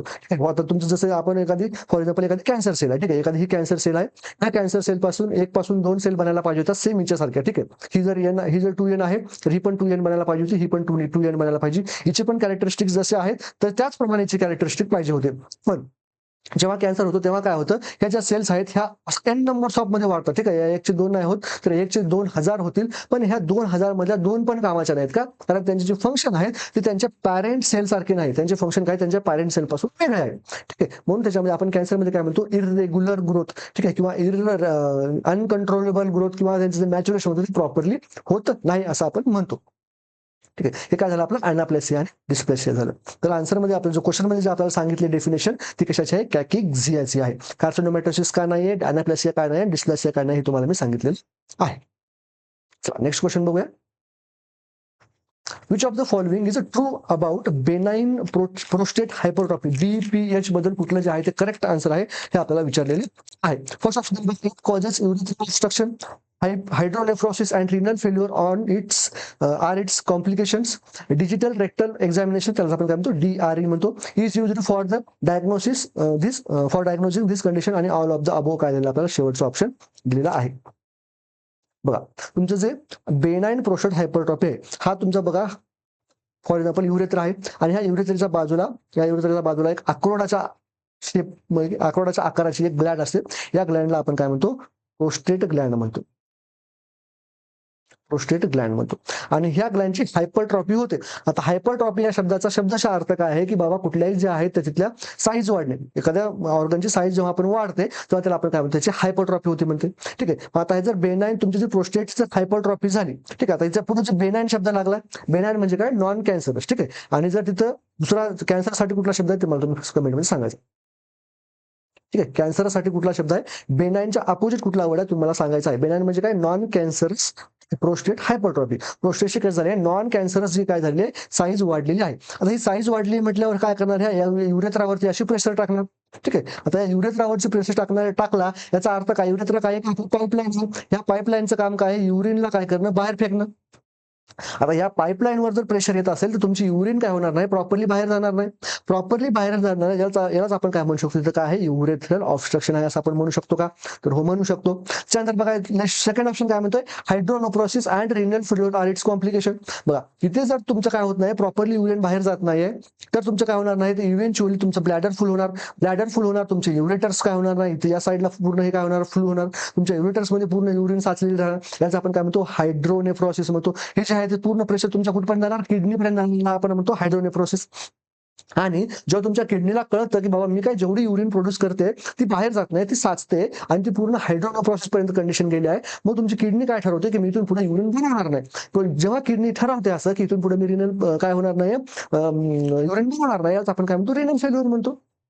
जसं आपण हार्ट फेल्युअर कधी म्हणतो, हार्ट काय करतो, पंप करायचं बंद करतो किंवा इनॲडिक्वेट पंप करतो तेव्हा आपण त्याला काय म्हणतो, हार्ट फेल्युअर म्हणतो. सेम रिनल फेल्युअर म्हणजे काय, एकतर तुमची किडनी काय करत आहे, युरिन बनवणं बंद करते किंवा युरिन जे आहे ते इनफ अमाऊंट मध्ये बनवत नाही, तर आपण काय म्हणतो, रिनल फेल्युअर म्हणतो. मग जर तुमची युरिन जर काय होत नाही, बाहेर जात नाही, तर तुमची किडनी काय विचार करते, बाबा जर तुम्ही युरिन, माझं काम काय आहे की युरिन बाहेर काढणं, आणि जर माझे पुढचे जे ऑर्गन्स आहेत ते मला सपोर्ट करत नाहीत हे काम करण्यासाठी, तर मीच का काम करू. मग काय करते, तुमची किडनी पण काम करणं बंद करून टाकते. मग आता तुमची किडनी पण काम करत नाही, तुमच्या युरिट्स मध्ये पूर्ण युरिन साचलेली आहे, तुमच्या ब्लॅडर मध्ये पूर्ण युरिन साचलेले आहे. ठीक आहे, मग तुमच्या याच्यामध्ये काय होणार आहे, पूर्ण युरेमिया ही कंडिशन होणार आहे. तुमच्या बॉडीमध्ये कुठली कंडिशन होणार आहे, युरेमिया ही कंडिशन होणार. तुमच्या पूर्ण ब्लड मध्ये पूर्ण काय होणार आहे, युरिन कंपाऊंड काय होणार आहे, साचून राहणार आहेत. नंतर थर्ड ऑप्शन काय म्हणतो बघा, digital rectal examination is used for the diagnosing the condition. DRE जे आहे ते आपण परफॉर्म करतो कशासाठी, प्रोस्टेट डायग्नोज करण्यासाठी. प्रोस्टेट हायपरट्रॉफी BPH, ठीक आहे, BPH बेनाइन प्रोस्टेट हायपरट्रॉफी जे आहे डायग्नोज करण्यासाठी आपण काय करतो, डिजिटल रेक्टल एक्झामिनेशन हे आपण यूज करतो. डिजिटल म्हणजे आपल्याला डिजिटल कॅमेरावाला डिजिटल आहे का, डिजिटल म्हणजे काय, बोट, ठीक आहे, डिजिट्स. आपण काय करतो, पेशंट आयनस आहे, आयनस मधून काय करतो, जे आहे ते तुमचे डिजिट जे आहे ते आपण काय करतो, इंट्रोड्यूस करतो आणि आपण काय करतो, प्रोस्टेटला फिल करतो. आणि जेव्हा आपण फिल करतो तेव्हा आपल्याला समजतं की बाबा प्रोस्टेटची साईज जी आहे ती कमी आहे का, जेवढी पाहिजे तेवढी आहे का, नॉर्मल आहे का, जास्त आहे, ठीक आहे, हे जे आपल्याला कळतं आणि त्याच्यामुळे आपण काय करतो, डायग्नोसिस करू शकतो. Digital rectal examination. त्यानंतर अजून कुठली डायग्नोसिस मेथड आहे, तर कुठली आहे, PS आहे, प्रोस्टेट स्पेसिफिक अँटीजन. अजून कुठली आहे, USG. आपण काय करतो, तिथल्या पार्टची सोनोग्राफी करून पण बघू शकतो की काय आहे, प्रोस्टेट जे आहे ते हायपरट्रॉफी आहे का. CT स्कॅन पण करू शकतो, ठीक आहे. ह्या काय आपल्या डायग्नोस्टिक काय मेथड आहेत अदर. म्हणून आन्सर काय असणार आहे, ऑल ऑफ दी अबोव्ह असणार आहे. का, कारण बेनाइन प्रोस्टेट हायपरट्रॉफीमुळे युरेथ्रल ऑब्स्ट्रक्शन होतं, हायड्रोनेफ्रॉसिस होतं, रिनल फेल्युअर होतं आणि DRE काय आहे त्याची डायग्नोस्टिक मेथड आहे. ऑप्शन डी असणार आहे आपल्या इथं करेक्ट आन्सर. नेक्स्ट क्वेश्चन बघूया. The Vipul procedure is referred as. Vipul procedure कशाला म्हणतात. फर्स्ट ऑप्शन बघा, पॅनक्रियाटोजेजुनोस्टॉमी, इलिओ पॅनक्रियाटोस्टॉमी आणि गॅस्ट्रोजेजुनोस्टॉमी आणि पॅनक्रियाटोडेडोटॉमी. तर बघा, जेव्हा आपण विपल प्रोसिजर बघतो, विपल प्रोसिजर जेव्हा आपण बघतो तो आपण दोन प्रोसिजर बघतो. एक तर असते तुमची क्लासिकल विपर, विपर नाही सॉरी विपल. एक असते तुमची classical Whipple procedure, classical Whipple procedure. आणि दुसरीला आपण म्हणतो pylorus, pylorus preserving Whipple procedure. Classical Whipple procedure जे असते याच्यामध्ये आपण काय करतो, तुमची जी पॅनक्रियाटिकचा हेड आहे, हेड ऑफ पॅनक्रियाज, त्याच्यामध्ये आपण काय करतो, हेड ऑफ पॅनक्रियाज रिमूव्ह करतो. त्याचबरोबर तुमचा डिओडिनम रिमूव्ह करतो. त्याचबरोबर तुमचा गॉल ब्लॅडर रिमूव्ह करतो आणि बाईल डक्ट पण रिमूव्ह करतो. गॉल ब्लॅडर प्लस बाईल डक्ट, बाईल डक्टचा थोडासा पोर्शन पण आपण काय करतो इथे रिमूव्ह करतो. त्याचबरोबर आपण काय करतो, जो स्टमकचा पायलोरिक पार्ट आहे, स्टमकचा पायलोरिक पार्ट, ठीक आहे, स्टमकचा काय करतो आपण, पायलोरिक पार्ट काय करतो आपण रिमूव्ह करतो, ठीक आहे. हे सर्व जे आपण कुणामध्ये करतो, क्लासिकल विपल प्रोसिजर मध्ये काय करतो. कुठलं, head of pancreas, duodenum, gall bladder आणि त्याची बाईल डक्ट आणि स्टमकचा पायलोरिक वाला पार्ट, ठीक आहे. म्हणून याला आपण काय म्हणतो, पॅनक्रियाटो डुओडेनोटॉमी असं आपण म्हणतो, ठीक आहे. आता ही कुठली बघितली आपण, क्लासिकल विपल प्रोसिजर बघितली. तर दुसरी कुठली आहे, पायलोरस प्रिझर्विंग विपल प्रोसिजर. नावामध्ये समजते बघा आपल्याला, त्याच्यामध्ये आपण काय करतोय, पायलोरसला प्रिझर्व करतोय. पायलोरसला प्रिझर्व करतोय याचा अर्थ आपण काय करतो, याच्यामध्ये हेड ऑफ पॅनक्रियाज रिमूव्ह करतो, हेड ऑफ पॅनक्रियाज काढतोय, त्याचबरोबर सॉरी डिओडिनम काढतोय, गॉल ब्लॅडर काढतोय प्लस बाईल डक्ट काढतोय, बाईल डक्ट काढतोय. पण काय करत नाही त्याच्यामध्ये आपण जो स्टमकचा पायलोरिक पार्ट जो आपण म्हटलं होतं क्लासिकल विपल प्रोसिजर मध्ये, तो आपण पायलोरिक प्रिझर्विंग विपल प्रोसिजर मध्ये काढत नाही, ठीक आहे. आतापर्यंत तुम्हाला फक्त विपल प्रोसिजर म्हणजे काय, पॅनक्रियाटोडेनोटॉमी हे तुम्हाला सर्व जणांनी सांगितलं असेल. पण याचे दोन टाईप आहेत, एक क्लासिकल विपल आणि एक पायलोरस प्रिझर्विंग विपल प्रोसिजर, ठीक आहे. जी विपल प्रोसिजर आहे, जी क्लासिकल आहे, त्याच्यामध्ये आपण काय काय करतो, तुमचा पॅनक्रियाज काढतो, पॅनक्रियाचा पेट काय करतो, फक्त हेड काढतो, ठीक आहे. त्यानंतर डिओडिनम काढतो, त्यानंतर गॉल ब्लॅडर काढतो आणि बाईल डक्टचा पोर्शन काढतो आणि जो तुमचं पायलोरिक पार्ट असतो स्टमकचा तो पण काढतो. पायलोरिक प्रिझर्विंग जे असते त्याच्यामध्ये आपण पायलोरिक प्रिझर्विंग सोडून बाकीच्या इतर गोष्टी मी तुम्हाला क्लासिकल मध्ये सांगितल्या, त्या सर्व जे आहे ते आपण पायलोरिक प्रिझर्विंग विपल प्रोसिजर याच्यामध्ये आपण काढत असतो. तर याचा आन्सर काय असणार तुमचं, पॅनक्रियाटो डुओडेनोटॉमी. फोर्थ ऑप्शन काय असणार इथे करेक्ट आन्सर असणार आहे. नेक्स्ट क्वेश्चन बघूया. Which of the following patient would be benefited if the head end of the bed is elevated, ठीक आहे. खाली कुठला जो पेशंट आहे तो जर त्या पेशंटचा जर आपण हेड एंड जो आहे बेडचा तो जर एलिव्हेट केला तर त्या पेशंटला काय होईल, फायदा होईल. फर्स्ट ऑप्शन म्हणतो बघा, पेशंट हु वेंट अंडर लंबार पंक्चर. बघा, जर एखाद्या पेशंटला लंबार पंक्चर केला असेल याचा अर्थ काय झाला आहे, त्या पेशंटला आपण काय केलं होतं, या साईडला पेशंटच्या इथं आपण पंक्चर केलं होतं, ठीक आहे. पेशंटच्या या साईडला आपण जेव्हा पंक्चर केलं होतं तेव्हा जर त्या पेशंटला आपण काय केलं, हेड एंड एलिव्हेट करून ठेवलं, हेड एंड एलिव्हेट करून ठेवलं तर त्याचा फायदा होणार आहे का? नाही. तर बेटर आपण त्या पेशंटला काय केलं पाहिजे, सुपाइन पोझिशन दिली पाहिजे. सुपाइन पोझिशन दिल्यामुळे काय होईल, एक तर जेव्हा आपण लंबार पंक्चर करतो तेव्हा त्या पेशंटला काय होऊ शकतं, पोस्ट लंबार पंक्चर हेडेक होतो आणि हा हेडेक पण काय होतो, इथे थांबतो. त्याचबरोबर इथे आपण लंबार पंक्चर केले म्हणजे इथून काय होऊ शकतो, सीएसएफ लिकेज होऊ शकतो. का? कारण तिथे आपण खूप मोठ्या लार्ज बोरची निडल आपण त्याच्यामध्ये इंट्रोड्यूस करतो. ओके, मग ते लार्ज बोरची निडल इंट्रोड्यूस केल्यामुळे सीएसएफ जे आहे ते नंतर लिकेज होण्याचे चान्स असतात. म्हणून आपण ते काय करतो, टाईट ड्रेसिंग लावतो आणि ही टाईट ड्रेसिंग लावून जर आपण पेशंटला सुपाइन मध्ये ठेवलं तर त्या ड्रेसिंगवर काय होतं, एक नॅचरल काय होणार, प्रेशर जे आहे ते आपल्याला मिळणार. कशाचं, तुमचं जे बेड आहे किंवा तुम्ही जे त्या फर्शवर झोपला तर फर्श जे आहे ते एक नॅचरल ग्रॅव्हिटीचं ते काय असणार, त्यामध्ये प्रेशर असणार. ठीक आहे, आणि याच्यामुळे काय होईल, तुमच्या सीएसएफ लिकेजचे खूप कमी चान्सेस राहतील. त्यामुळे हेड इलेक्शनच्या ज्या पेशंटमध्ये आपल्याला एवढे बेनिफिट्स बघायला मिळत नाहीत, रादर दॅन आपण त्याला सुपाइन पोझिशन देऊन त्याला चांगलं बेनिफिट देऊ शकतो. सेकंड ऑप्शन मध्ये बघा, पेशंट विथ अबोव नी अँप्युटेशन. ठीक आहे, एक पेशंट आहे आणि त्याचं आपण काय केलं आहे, त्याच्या गुडघ्याच्या वर, ठीक आहे, नीच्या वर काय केलं, आपण त्याला कट केलं आहे, त्याचा अँप्युट केलं आहे. आणि या पेशंटला जर आपण हेड इलिव्हेशन दिलं त्याचा त्याला काय फायदा होणार आहे का? नाही. रादर त्याला जर आपण त्या पेशंटचा जो स्टंप आहे, ठीक आहे, जो अँप्युट झाल्याच्या नंतरचा जो राहिलेला पार्ट आहे लेगचा, तर आपण काय म्हणतो, स्टंप म्हणतो. त्या स्टंपला जर आपण प्रॉपर पोझिशनिंग दिली, प्रॉपर त्याचे स्कार मार्क रिड्यूस करण्यासाठी जर आपण त्याला प्रॉपर कॉन्ट्रॅक्चर फ्री जर ड्रेसिंग केली तर हे त्याला काय होऊ शकतं, बेनिफिट होऊ शकतं. पण हेड एंड एलिव्हेशन जे आहे त्याच्यामध्ये बेनिफिट आहे का? तर बिलकुल नाही आहे. लास्ट ऑप्शन मध्ये बघा, पेशंट हु अंडरवेंट हिमोरॉइडोक्टॉमी. पेशंटची हिमोरॉइड्स आहे त्याचं ऑपरेशन झालेलं आहे.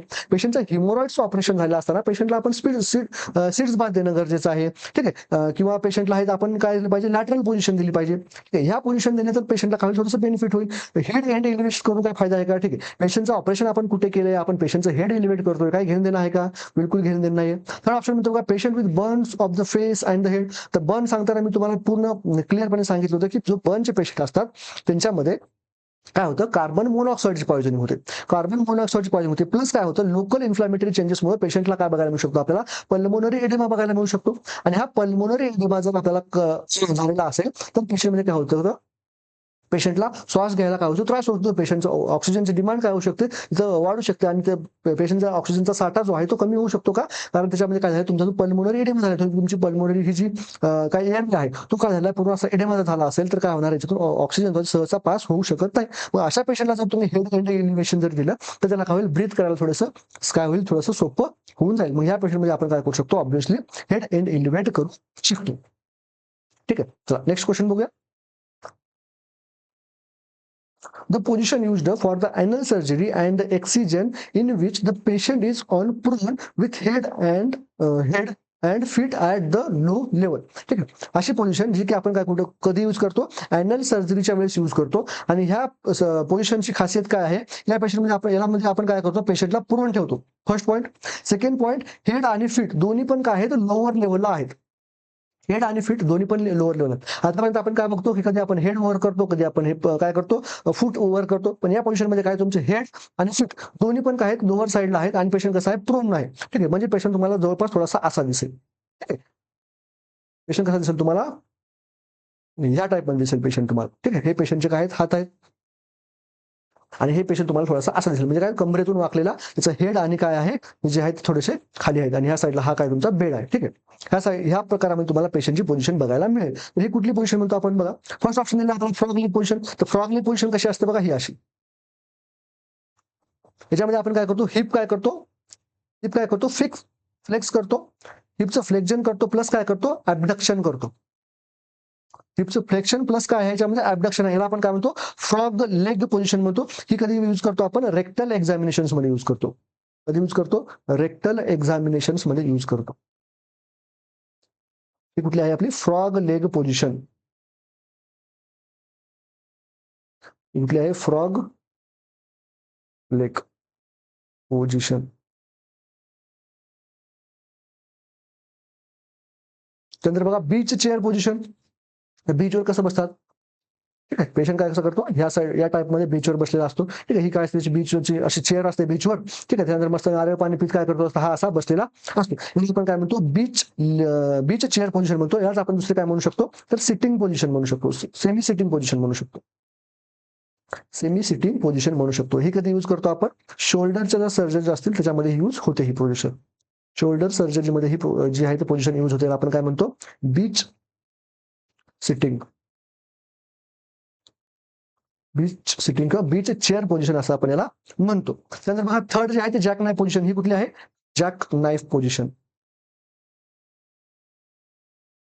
जॅक नाईफ पोझिशन याच्यामध्ये काय करतो आपण? पेशंटला प्रोन ठेवतो. पेशंटला प्रोन ठेवून त्याचं हेड आणि जे फूट एंड आहे दोन्ही पण काय करतो आपण? खाली करतो. रिव्हर्स टेंडरन बंग पोझिशन बघा. टेंडरन बंग पोझिशन मध्ये आपण काय करतो? पेशंटचा हेड असा खाली करतो आणि पाय काय करतो? वर करतो. तर रिव्हर्स टेंडरन बंग मध्ये आपण काय करतो? असं या टाइप मध्ये. ठीक आहे. आणि हा काय असणार आहे? पेशंटचा बेड असणार आहे. पेशंटला काय करतो आपण? थोडंसं हेड जे आहे ते वर ठेवतो आणि पूर्ण बॉडी जी आहे ती एका सरळ रेषेमध्ये अशी आपण खालच्या साईडला स्लो पोझिशन मध्ये असं आपण ठेवतो. त्याला आपण काय म्हणतो? रिव्हर्स टेंडरन बंग. ही कुठली आहे तुमची? रिव्हर्स टेंडरन बंग पोझिशन आहे. ही आहे रिव्हर्स टेंडरनबर्ग आणि ही कुठली आहे? टेंडरनबर्ग. ठीक आहे. तर ही जी पोझिशन आपल्याला क्वेश्चन मध्ये विचारली आहे तर ही कुठली आहे? Jack knife position. ठीक आहे. ही आपण अॅनल सर्जरीमध्ये यूज करतो. अॅनल सर्जरीमध्ये यूज करतो. त्याचा ऑप्शन काय असणार आहे? सी जे आहे ते करेक्ट आन्सर इथे असणार आहे. नेक्स्ट क्वेश्चन बघूया.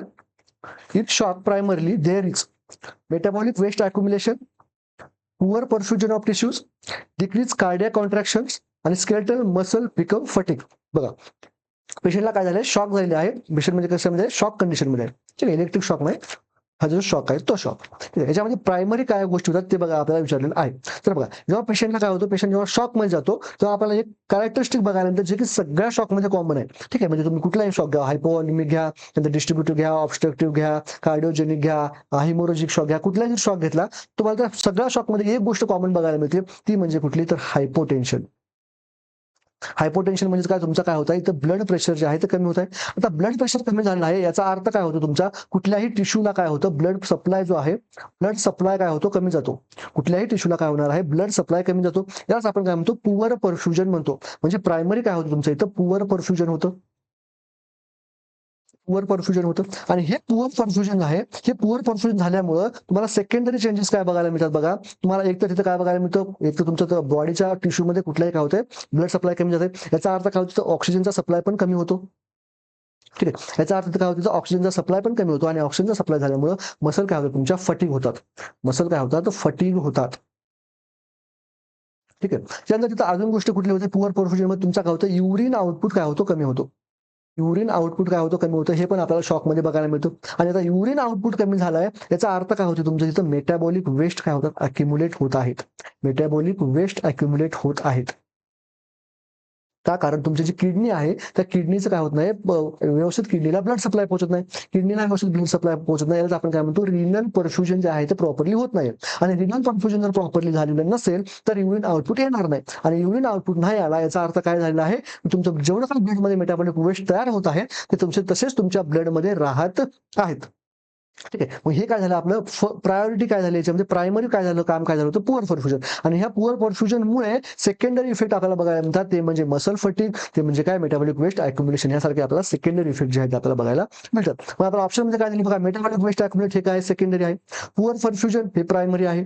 आणि डिक्रीज कार्डियक कॉन्ट्रॅक्शन हे आपल्याला फक्त आणि फक्त कार्डिओजेनिक शॉक मध्ये बघायला मिळतं. सगळ्या शॉकसाठी लागू पडतं का? तर नाही. आपल्याला हे याच्यामध्ये क्वेश्चन मध्ये फक्त आणि फक्त कार्डिओजेनिक शॉक बद्दल विचारलेलं आहे का? नाही. इन जनरल आपल्याला शॉक बद्दल विचारलेलं आहे. लास्ट ऑप्शन मध्ये बघा स्केलेटल मसल बिकम फटीग. हे पण काय? सेकंडरी आहे. याच्यामध्ये काय होतं? O2 सप्लाय कमी झाल्यामुळे मसल तुमच्या फटीग होतात. तर आपल्याला विचारलेलं कुठलं आहे? तर प्रायमरी विचारलेलं आहे. म्हणून काय ह्याच्यामध्ये आन्सर बी जे आहे ते करेक्ट आन्सर असणार आहे. पुअर परफ्युजन ऑफ टिश्यू हे काय आहे? मेन कॉज आहे. कशामुळे? हायपोटेन्शनमुळे झालेलं, जे की सगळ्या शॉकमध्ये काय आहे? कॉमन आहे. सगळ्या शॉकमध्ये तुम्हाला पुअर परफ्युजन ऑफ टिश्यू बघायला मिळतात आणि त्याच्यानंतर मग जे आहे तुम्हाला बाकीचे जे आहे त्याचे कॉम्प्लिकेशन बघायला मिळतात. ठीक आहे. नेक्स्ट क्वेश्चन बघूया.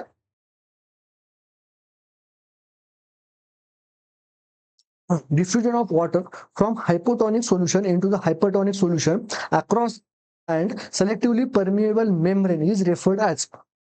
फर्स्ट ऑप्शन आहे ऍक्टिव्ह ट्रान्सपोर्ट, सेकंड आहे ऑस्मोसिस, थर्ड आहे डिफ्युजन आणि फोर्थ आहे फिल्ट्रेशन. तर हा क्वेश्चन काय असणार? तुम्हाला होमवर्क असणार आहे. ह्या क्वेश्चनचा आन्सर तुम्हाला कमेंटमध्ये सांगायचा आहे. लवकरच आपण आपल्या नवीन एपिसोड सोबत भेटूया. तोपर्यंत धन्यवाद. Bye bye. थँक्यू.